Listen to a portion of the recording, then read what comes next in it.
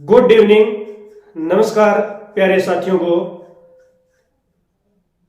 दोस्तों, अपने इस YouTube channel career classes official पर मैं आप सभी का हार्दिक स्वागत करता हूं, आप सभी का हार्दिक अभिनंदन करता हूं। दोस्तों, अगर आप इस चैनल पर नए हो तो करियर क्लासेस ऑफिशियल चैनल को सब्सक्राइब कर लेना और बेल आइकन को प्रेस कर लेना ताकि नोटिफिकेशन आपको समय समय पर मिलता रहे। और दोस्तों, कल मैंने आपको जो शैव धर्म है, पारसी धर्म है और कल मैंने आपको करवाया था ईसाई धर्म। अगर जो मैंने कल आपको वीडियो करवाई थी, अगर आपको वो अच्छी लगी है तो आज जो मैं आपको करवाने जा रहा हूं टॉपिक वैष्णव धर्म, तो ज्यादा से ज्यादा जो है वीडियो को शेयर करना है और लाइक और कमेंट के अंदर कमी नहीं रखनी है। ज्यादा से ज्यादा इस वीडियो को शेयर करना है। तो दोस्तों, आज का अपना टॉपिक है वैष्णव धर्म। तो वैष्णव धर्म की आज शुरुआत करते हैं आज के मोटिवेशन कोड के साथ।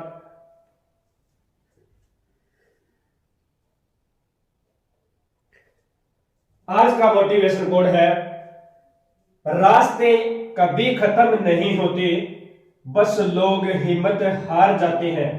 रास्ते कभी खत्म नहीं होते, बस लोग हिम्मत हार जाते हैं। तैरना सीखना है तो पानी में उतरना होगा, किनारे बैठकर कोई गोताखोर नहीं बनता। तो दोस्तों, ये है आज का मोटिवेशन कोड। तो दोस्तों, अब अपने टॉपिक की शुरुआत करते हैं, अपने यूनिट की शुरुआत करते हैं। आज का अपना टॉपिक है वैष्णव धर्म। तो वैष्णव धर्म की शुरुआत करने से पहले मैं आपको बता दूं कि ज्यादा से ज्यादा जो है वीडियो को अपने दोस्तों के अंदर शेयर करना है और लाइक और कमेंट के अंदर आपको कमी नहीं रखनी है। ज्यादा से ज्यादा वीडियो को शेयर करना है। तो बात करें वैष्णव धर्म, और दोस्तों वैष्णव धर्म को ही भागवत धर्म के भी नाम से जाना जाता है। वैष्णव धर्म को भागवत धर्म के नाम से भी जाना जाता है। ध्यान में रखना है, क्वेश्चन के अंदर पूछा जाता है किस धर्म को भागवत धर्म के नाम से जाना जाता है। वैष्णव धर्म को भागवत धर्म के नाम से जाना जाता है। और बात करें भगवान विष्णु की पूजा करने वाले लोग क्या कहलाए थे, वैष्णव धर्म वाले कौन से थे, तो ध्यान में रखना है भगवान विष्णु की पूजा करने वाले जो लोग थे, विष्णु की पूजा, भगवान विष्णु की पूजा करने वाले क्या कहलाए थे, तो दोस्तों वैष्णव कहलाए थे। भगवान विष्णु की जो पूजा करने वाले लोग थे वो क्या कहलाए थे, वो वैष्णव कहलाए थे। और दोस्तों, बात करें वैष्णव धर्म का उल्लेख कहां मिलता है, वैष्णव धर्म का उल्लेख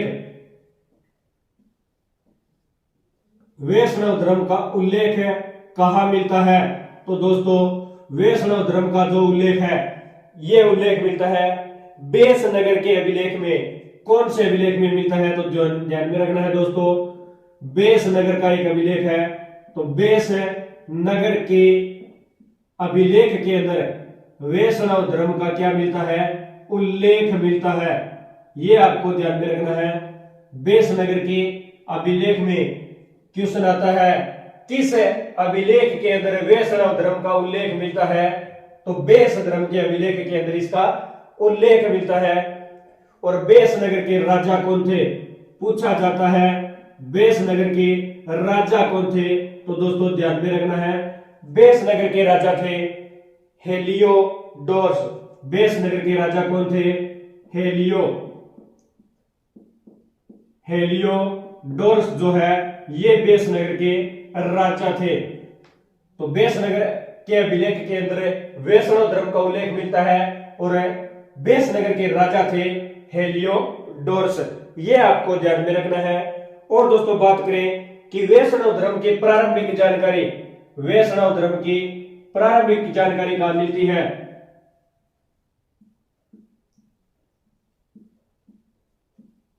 प्रारंभिक जानकारी जो है ये कहां पर मिलती है। तो ज्यादा से ज्यादा दोस्तों अब वीडियो को अपने दोस्तों के अंदर शेयर करना है वैष्णव धर्म की प्रारंभिक जानकारी कहां से मिलती है? तो दोस्तों उपनिषद के अंदर इसकी जानकारी मिलती है। किससे मिलती है?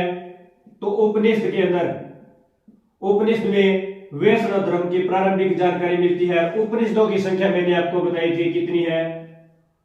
108 उपनिषदों की संख्या है। और पुराणों की संख्या मैंने आपको बताई थी, पुराणों की संख्या कितनी है? पुराणों की संख्या है 108 में से 0 को हटाना है तो पुराणों की संख्या है 18। उपनिषदों की संख्या 108, पुराणों की संख्या 18। तो उपनिषद के अंदर प्रारंभिक जानकारी जो मिलती है किसकी? वैष्णव धर्म की प्रारंभिक जानकारी किसमें मिलती है? उपनिषदों के अंदर इसकी प्रारंभिक जानकारी मिलती है। और दोस्तों बात करें प्राचीन उपनिषद कौन सा था? इसी से क्वेश्चन आता है। प्राचीन पूछा जाता है, प्राचीन उपनिषद कौन सा था? तो दोस्तों ध्यान में रखना है छांदोग्य। प्राचीन उपनिषद कौन सा था? छांदोग्य जो है ये सबसे प्राचीन उपनिषद था। छांदोग्य उपनिषद सबसे प्राचीन उपनिषद था।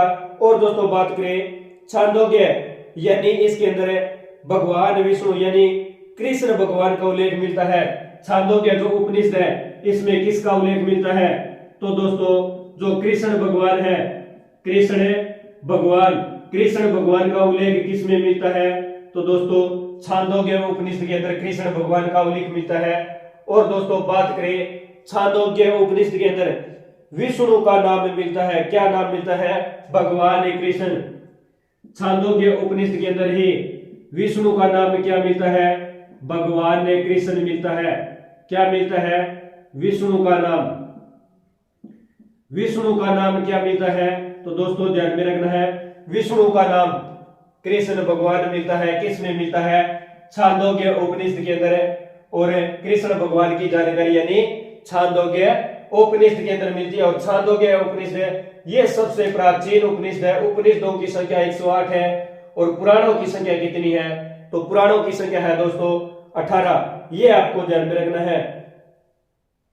और बात करें भगवान कृष्ण पूछे जाते हैं यानी किस कबीले के थे? भगवान कृष्ण किस कबीले के थे? तो दोस्तों भगवान कृष्ण जो है ध्यान में रखना है किला यानी जो वृषण किला है, वृषण किले के थे। कौन से किले के थे? वृषण किले के थे। ये आपको ध्यान में रखना है। भगवान कृष्ण किस किले के थे या किस कबीला भी दिया हुआ आ सकता है तो यहाँ पे आप कबीला भी लगा सकते हो। तो वृषण जो कबीला है, वृषण कबीले के थे। कौन से कबीले के? वृषण कबीले के थे भगवान कृष्ण। ये ध्यान में रखना है। यानी अब बात करें भगवान कृष्ण के बारे में तो भगवान कृष्ण या जो विष्णु भगवान है यानी इनके पास क्या था? सुदर्शन चक्र। क्या था? सुदर्शन चक्र। तो सुदर्शन चक्र के अंदर पूछा जाता है कितनी तिलियां होती है? यानी तिरंगे झंडे के अंदर अपना जो राष्ट्रीय ध्वज है तिरंगा झंडा उसमें कितनी तिलियां होती है? तो दोस्तों उसके अंदर 24 तिलियां होती है। लेकिन पूछा जाता है भगवान विष्णु का जो सुदर्शन चक्र है, भगवान विष्णु का जो सुदर्शन चक्र है इसमें कितनी तिलियां होती है? तो दोस्तों ध्यान में रखना है कितनी तिलियां? तो इसमें 24 तिलियां होती है। कितनी? 6 तिलियां होती है। सुदर्शन चक्र के अंदर कुल कितनी तिलियां होती है? तो 6 तिलियां होती है। और तिरंगे झंडे के अंदर कितनी? तो उसमें 24 तिलियां होती है। ये आपको ध्यान में रखना है। और दोस्तों बात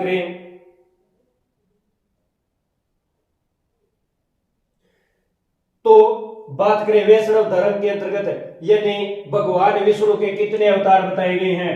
भगवान विष्णु के अवतार, विष्णु के नाम या विष्णु के अवतार कितने बताए गए हैं?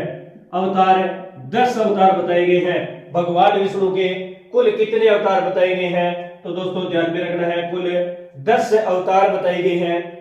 और 10 अवतारों का उल्लेख किस में मिलता है? तो 10 अवतारों का उल्लेख दोस्तों ध्यान में रखना है। 10 अवतारों का उल्लेख किस में मिलता है? तो मत्स्य पुराण के अंदर। किस में मिलता है? मत्स्य पुराण के अंदर जो है इसका उल्लेख मिलता है। भगवान विष्णु के 10 अवतारों का उल्लेख कहां पर मिलता है? तो ध्यान में रखना है, मत्स्य पुराण के अंदर भगवान विष्णु के 10 अवतार जो है इनका उल्लेख मिलता है। और पूछा जाता है कि भगवान विष्णु का अंतिम अवतार, पूछा जाता है अंतिम अवतार के बारे में कि भगवान विष्णु का अंतिम अवतार कौन सा था? भगवान विष्णु का अंतिम अवतार कौन सा था? तो दोस्तों कल्कि, जो कल्कि है, कल्कि ये भगवान विष्णु का क्या था? अंतिम अवतार था। कल्कि जो है ये भगवान विष्णु का क्या था? अंतिम अवतार था। यानी वैष्णव धर्म को भागवत धर्म कहा जाता है। भगवान विष्णु की पूजा करने वाले लोगों को वैष्णव कहा जाता था। और बात करें वैष्णव धर्म का उल्लेख बेसनगर के अभिलेख में मिलता है। और बेसनगर के राजा कौन थे? हेलियोडोरस। और प्रारंभिक जानकारी उपनिषदों के अंदर मिलती है। और उपनिषदों की संख्या 108, पुराणों की संख्या 18। प्राचीन उपनिषद कौन सा है? छांदोग्य। और छांदोग्य उपनिषद से भगवान कृष्ण के बारे में जानकारी मिलती है। और विष्णु का नाम कृष्ण जो है ये छांदोग्य उपनिषद के अंदर हमें मिलता है। और भगवान कृष्ण वृषण कबीला जो है यहाँ के रहने वाले थे। और बात करें तो विष्णु भगवान का जो सुदर्शन चक्र है इसके अंदर 6 तिलियां बताई गई है। और विष्णु भगवान यानी इनके अवतार 10 अवतार बताए गए हैं। और इन 10 अवतारों का उल्लेख मत्स्य पुराण के अंदर मिलता है। और अंतिम अवतार कौन सा था? तो कल्कि जो है ये भगवान विष्णु का अंतिम अवतार था। आई होप कि दोस्तों जो मैंने आपको जो वैष्णव धर्म कराया है, वैष्णव धर्म की अपने को इतनी जानकारी मिलती है, आपको वैष्णव धर्म ये बहुत अच्छे से समझ में आया है। अगर समझ में आया है तो ज्यादा से ज्यादा इस वीडियो को अपने दोस्तों के अंदर शेयर करना है। तो एक बार आप इसका स्क्रीनशॉट ले लो ताकि आगे जो अपना टॉपिक है वो शुरू करते हैं। आगे करेंगे प्रमुख संप्रदाय, मत एवं आचार्य। तो मैं इसको इरेज कर देता हूं। नेक्स्ट शुरुआत करते हैं प्रमुख संप्रदाय, मत एवं आचार्य।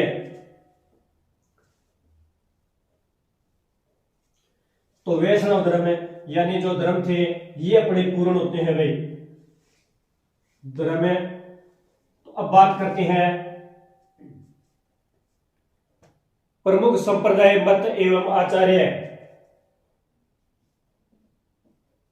प्रमुख है संप्रदाय,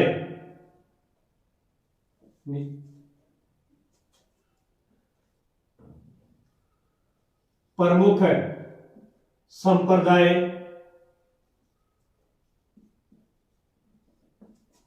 मत एवं आचार्य। प्रमुख संप्रदाय, मत एवं आचार्य। तो बात करते हैं प्रमुख संप्रदाय के बारे में, मत के बारे में और आचार्य के बारे में। तो दोस्तों पहला संप्रदाय कौन सा था? पहला संप्रदाय था वैष्णव। पहला संप्रदाय कौन था? वैष्णव संप्रदाय। पहला संप्रदाय था वैष्णव संप्रदाय। मत तो विशिष्टाद्वैत। मत कौन सा था? तो ध्यान में रखना है विशिष्टाद्वैत। पहले का मत है विशिष्टाद्वैत। और आचार्य कौन थे? आचार्य थे रामानुज। आचार्य कौन थे? रामानुज। पहला कौन सा है? वैष्णव संप्रदाय। पहला है वैष्णव संप्रदाय, मत विशिष्टाद्वैत। और आचार्य कौन थे? रामानुज। रामानुज क्या है? आचार्य थे। दूसरा कौन सा है? दूसरा संप्रदाय कौन सा है? तो दूसरा है ब्रह्म संप्रदाय। दूसरा कौन सा है? ब्रह्म संप्रदाय। दूसरा संप्रदाय है ब्रह्म संप्रदाय। और ब्रह्म संप्रदाय का मत है द्वैताद्वैत। ब्रह्म संप्रदाय का मत द्वैताद्वैत, ये इसका मत है द्वैताद्वैत। और इसके आचार्य का नाम मिलता है आनंद तीर्थ या माधवाचार्य। आनंद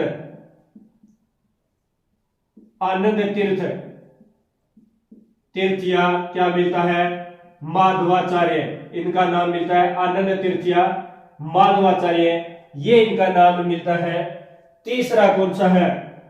तीसरा कौन सा है? तो ध्यान में रखना है, तीसरा संप्रदाय है रुद्र संप्रदाय।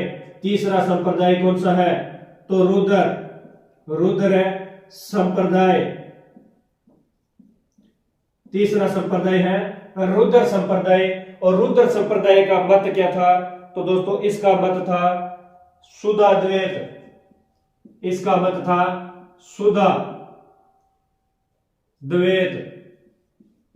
इसका मत था शुद्धाद्वैत। और बात करें इनके आचार्य का क्या नाम था? इनके आचार्य का नाम था वल्लभाचार्य या विष्णुचार्य। वल्लभाचार्य या क्या नाम मिलता है? विष्णुचार्य। यानी ये दोनों नाम मिलते हैं, ध्यान में रखना है। कौन कौन से? वल्लभाचार्य या विष्णुचार्य। चौथा अपना संप्रदाय कौन सा था? नंबर 4 संप्रदाय। चौथा संप्रदाय है सनक संप्रदाय। चौथा कौन सा है? सनक संप्रदाय। चौथा संप्रदाय है सनक संप्रदाय। और सनक संप्रदाय इसका मत क्या है? तो दोस्तों इसका मत है द्वैताद्वैत। द्वैत इसका मत है। और इसके आचार्य थे निम्बारक। आचार्य कौन थे? निम्बारक इसके आचार्य थे। तो ये 4 संप्रदाय थे। प्रमुख है कितने संप्रदाय थे? तो प्रमुख 4 संप्रदाय थे। पहला संप्रदाय कौन सा है? वैष्णव संप्रदाय। मत कौन सा है? तो मत है विशिष्टाद्वैत।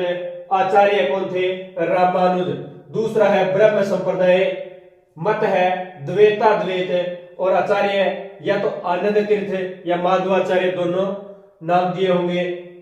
तीसरा है रुद्र संप्रदाय। इसके मत शुद्धाद्वैत। आचार्य वल्लभाचार्य या विष्णुचार्य। और चौथा है सनक संप्रदाय। मत है द्वैताद्वैत। और आचार्य है निम्बारक। आचार्य कौन है? निम्बारक। यानी ये थे प्रमुख संप्रदाय मत एवं आचार्य। प्रमुख संप्रदाय मत एवं आचार्य। अगर स्क्रीनशॉट ले सकते हो आप इसका, ताकि मैं इसको इरेज करूं, तो आपको समझ में आया होगा। यानी प्रमुख संप्रदाय 4 संप्रदाय थे, इनके 4 मत और इनके आचार्य का नाम। तो अब आगे जो शुरुआत करते हैं इस्लाम धर्म के बारे में। आगे शुरुआत करते हैं इस्लाम धर्म के बारे में। तो इस्लाम धर्म की जानकारी मैंने जो अपनी पहली वीडियो थी, जो लूसेंट की प्रथम वीडियो थी, उसके अंदर भी मैंने इस्लाम धर्म के बारे में बताया था। तो शुरुआत करते हैं इस्लाम धर्म के बारे में। इस्लाम धर्म। इस्लाम धर्म के बारे में तो दोस्तों पूछा जाता है इस्लाम धर्म के संस्थापक, इस्लाम धर्म के संस्थापक कौन थे? तो संस्थापक थे मुहम्मद साहब। मुहम्मद साहब संस्थापक कौन थे? मुहम्मद साहब। ये इस्लाम धर्म के संस्थापक थे। और बात करें मुहम्मद साहब, पूछा जाता है जन्म, मुहम्मद साहब का जन्म 570 ईस्वी, 570 ईस्वी में इनका जन्म हुआ था। इस्लाम धर्म के संस्थापक थे मुहम्मद साहब और जन्म हुआ था 570 ईस्वी के अंदर। जन्म कहां पर हुआ था? मक्का। जन्म हुआ था कहां पर है? मक्का के अंदर। मक्का, यहां पर इनका जन्म हुआ था। इनके माता या पिता का नाम भी पूछा जाता है। पिता का नाम पूछा जाता है और पूछा जाता है माता का नाम। पिता का नाम क्या था और माता का नाम क्या था? इस्लाम धर्म से संस्थापक कौन थे? मुहम्मद साहब। जन्म हुआ 570 ईस्वी, जन्म मक्का के अंदर हुआ था। पिता का नाम पूछा जाता है मुहम्मद साहब के पिता का नाम और माता का नाम। तो पिता का नाम था दोस्तों अब्दुल्ला और माता का अमीना। पिता का नाम क्या था? अब्दुल्ला। पिता का नाम था अब्दुल्ला और माता का नाम क्या था? तो माता का नाम था अमीना। माता का क्या नाम था? अमीना। और बात करें तो मोहम्मद साहब की पत्नी, पत्नी कौन थी? पत्नी या इन्हें क्या बोलते हैं? बेगम बोलते हैं। क्या बोलते हैं? बेगम। तो मोहम्मद साहब की बेगम, बेगम का क्या नाम है? तो मोहम्मद साहब की बेगम का नाम था खदीजा। क्या नाम था? खदीजा। ये इनकी बेगम का नाम था। पिता का नाम अब्दुल्ला, माता का नाम था अमीना और बेगम का क्या नाम था? तो बेगम का नाम था दोस्तों खदीजा। ये इनकी बेगम का नाम था। और बात करें शादी, शादी कब हुई थी? तो दोस्तों शादी हुई थी, शादी 25 वर्ष की आयु में। कब हुई थी? 25 वर्ष की आयु में इनकी क्या हुई थी? शादी हुई थी। बेगम कौन थी? खदीजा थी। 25 वर्ष की आयु में शादी हुई थी। इनकी पुत्री, पुत्री कौन थी? तो दोस्तों पुत्री, इनकी पुत्री का क्या नाम था? यानी खदीजा की पुत्री और किसकी पुत्री थी? मोहम्मद साहब की पुत्री। पुत्री का नाम था फातिमा। पुत्री का क्या नाम था? फातिमा। ये पुत्री का नाम था। पूछा जाता है मोहम्मद साहब की पुत्री का नाम क्या था? फातिमा। फातिमा था। तो इनके दामाद भी थे। तो दामाद कौन थे?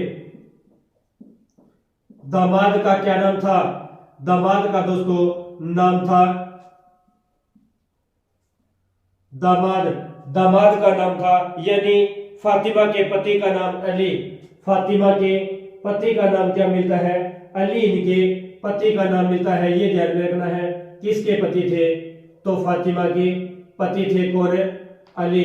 ये ध्यान में रखना है। पुत्री कौन थी? तो फातिमा। और दामाद कौन थे? अली इनके दामाद थे। ये ध्यान में रखना है। और बात करें तो मोहम्मद साहब का जीवन चरित्र किसने लिखा? पूछा जाता है मोहम्मद साहब का जीवन चरित्र, जीवन चरित्र किसने लिखा था? जीवन चरित्र यानी जीवन के बारे में जानकारी या जीवन के बारे में जो उल्लेख करने वाले थे वो कौन थे? तो इब्न इसाक। जीवन चरित्र किसने लिखा था? तो ध्यान में रखना है इब्न इसाक नाम के व्यक्ति थे। इब्न इसाक ने इनका जीवन चरित्र लिखा था। ये आपको ध्यान में रखना है किसने लिखा था? इब्न इसाक ने। प्रथम ग्रंथ कौन सा था?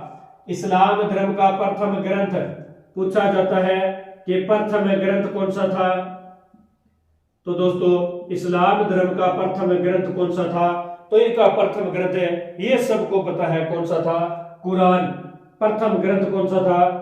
तो कुरान है, ये प्रथम ग्रंथ था। और कुरान की भाषा पूछी जाती है, कुरान की भाषा। तो दोस्तों कुरान की भाषा क्या थी? तो अरबी। कुरान की भाषा क्या थी? अरबी इसकी भाषा थी। ये आपको ध्यान में रखना है। यानी प्रथम ग्रंथ इस्लाम धर्म का कुरान, कुरान की भाषा अरबी। और बात करें पूछा जाता है लिपि के बारे में, कुरान की लिपि कौन सी थी? तो दोस्तों कुरान की लिपि थी फारसी। कुरान की लिपि कौन सी थी? तो फारसी। ये आपको ध्यान में रखना है। कुरान की भाषा अरबी और लिपि कौन सी थी? तो लिपि थी दोस्तों फारसी, भाषा अरबी। ये दोनों जो बातें हैं ये आपको ध्यान में रखना है। और दोस्तों बात करें मोहम्मद साहब को ज्ञान की प्राप्ति कब हुई? तो ज्ञान प्राप्त कब हुआ था?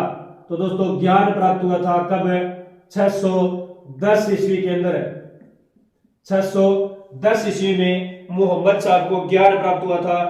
हीरा नामक गुफा में ज्ञान प्राप्त कहां पर हुआ था? हीरा नामक गुफा के अंदर। हीरा नामक गुफा के अंदर ज्ञान प्राप्त हुआ था। ये आपको ध्यान में रखना है। ये मैंने आपको पहली वीडियो के अंदर बताया था कि ज्ञान प्राप्त हीरा नामक गुफा में हुआ था। और दोस्तों बात है 622 ईस्वी की।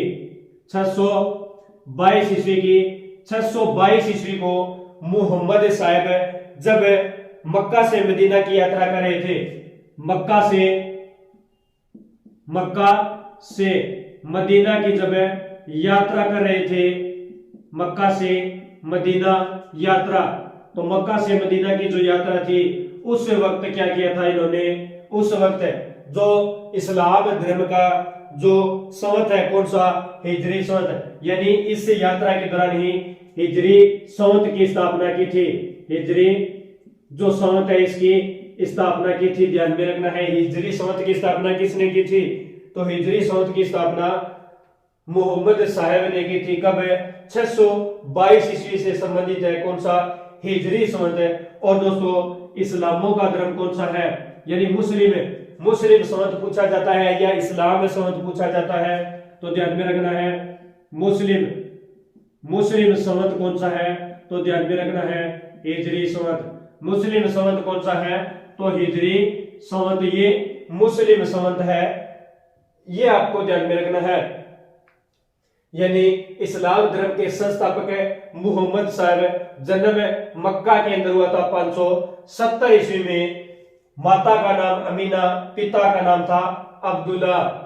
और इनका जीवन चरित्र किसने लिखा था, इब्न इसाक नाम के एक व्यक्ति थे जिन्होंने इनका जीवन चरित्र लिखा था। और दोस्तों बात करें मोहम्मद साहब, तो इसकी शादी हुई थी इनकी 25 वर्ष की आयु के अंदर। पत्नी कौन थी, जिन्हें बेगम, यानी इस्लाम के अंदर मुस्लिम जो लोग हैं अपनी जो पत्नी है उसे बेगम बुलाते हैं, तो बेगम थी खदीजा। और बात करें खदीजा से उत्पन्न पुत्री और मोहम्मद साहब से उत्पन्न पुत्री का नाम था फातिमा। और फातिमा के पति का नाम था अली, यानी दामाद किसका, मोहम्मद साहब का दामाद था अली। और दोस्तों बात करें तो इस्लाम धर्म का प्रथम ग्रंथ कौन सा था, कुरान। और कुरान की भाषा अरबी। लिपि पूछी जाती है तो लिपि है फारसी। लिपि कौन सी है, फारसी। और ज्ञान प्राप्त हुआ था 610 ईस्वी में। कहां पर है, हीरा नामक जो गुफा है यहां पर मोहम्मद साहब को ज्ञान प्राप्ति हुई थी। और 622 ईस्वी में जब मक्का से मदीना की यात्रा कर रहे थे तब हिजरी संवत की स्थापना की थी। और मुस्लिम संवत कौन सा है, तो हिजरी। मुस्लिमों का जो संवत है वो हिजरी संवत है। और हिजरी संवत की स्थापना मोहम्मद साहब के द्वारा की गई थी, ये आपको ध्यान में रखना है। और दोस्तों इस्लाम धर्म, तो बात करें इस्लाम धर्म यानी मृत्यु। अगर आपने जो है इसका स्क्रीनशॉट ले लिया है तो मैं इसको इरेज कर देता हूं। दोस्तों जो मैं इस्लाम धर्म के बारे में आपको जानकारी दे रहा हूं, आई होप कि आपको बहुत अच्छा लग रहा है। अगर आपको ज्यादा अच्छा लग रहा है तो वीडियो को ज्यादा से ज्यादा जो है अपने दोस्तों के अंदर शेयर करना है। तो अब आगे बात करते हैं, इससे पहले मैं इसको इरेज कर देता हूं। तो मृत्यु, जो मोहम्मद साहब है जन्म कब हुआ था, तो जन्म 570 ईस्वी के अंदर इनका जन्म हुआ था। अब बात करें मृत्यु, तो मृत्यु कब हुई थी मोहम्मद साहब की मृत्यु, तो दोस्तों मृत्यु हुई थी इनकी, मृत्यु 632 ईस्वी में। कब हुई थी, 632 ईस्वी के अंदर इनकी मृत्यु हुई थी, ये आपको ध्यान में रखना है। और मृत्यु कहां पर हुई थी, मदीना के अंदर। मृत्यु जन्म मक्का के अंदर और मृत्यु कहां पर हुई थी, मदीना के अंदर इनकी मृत्यु हुई थी। कब हुई थी, 632 ईस्वी में मृत्यु हुई थी। और इनकी मृत्यु के बाद यानी मृत्यु होते ही जो इस्लाम धर्म है, इस्लाम जो धर्म है, इस्लाम धर्म दो भागों में विभाजित हो गया, दो भागों के अंदर विभाजित हो गया था। और दो भाग कौन कौन से थे, इस्लाम धर्म के दो भाग कौन कौन से थे, एक था शिया और दूसरा था सुन्नी। एक था शिया और दूसरा था सुन्नी, यानी दो भागों के अंदर इस्लाम धर्म है ये विभाजित हो गया था। एक था शिया, एक था दोस्तों शिया और दूसरा कौन सा था, तो दूसरा था सुन्नी। दो भागों के अंदर जब मृत्यु हुई थी मोहम्मद साहब की, इस्लाम धर्म पूछा जाता है कितने भागों के अंदर विभाजित हुआ, दो भागों के अंदर। कौन कौन से, एक था शिया और दूसरा कौन सा था, दूसरा था सुन्नी। और बात करें सुन्नी, मोहम्मद साहब के कथनों एवं कार्यों पर, यानी जो सुन्नी धर्म था, सुन्नी धर्म के जो लोग हैं ये मोहम्मद साहब के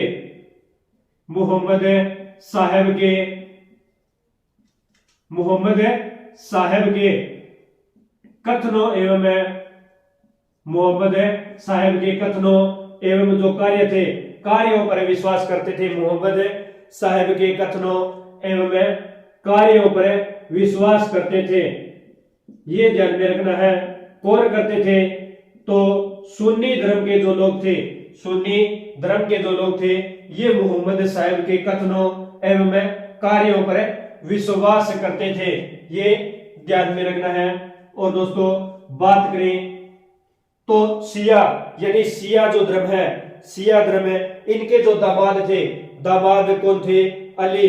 अली जो है मोहम्मद साहब की मृत्यु के बाद, जब मोहम्मद साहब की मृत्यु हुई थी तो अली इनके दामाद जो है ये यहाँ के उत्तराधिकारी बने थे। यानी इन्होंने जो है राजपाट संभाला था। किसने? तो ये थे दामाद अली ने राजपाट संभाला था मोहम्मद साहब की मृत्यु के बाद और ये उत्तराधिकारी बने थे अली। और अली की शिक्षाओं पर विश्वास करने वाला यानी जो शिया धर्म है, कहा जाता है कि शिया धर्म के जो लोग हैं ये अली की शिक्षाओं पर विश्वास करते थे। ये जो लोग हैं ये अली की शिक्षाओं पर विश्वास करते थे, शिक्षाओं पर विश्वास करते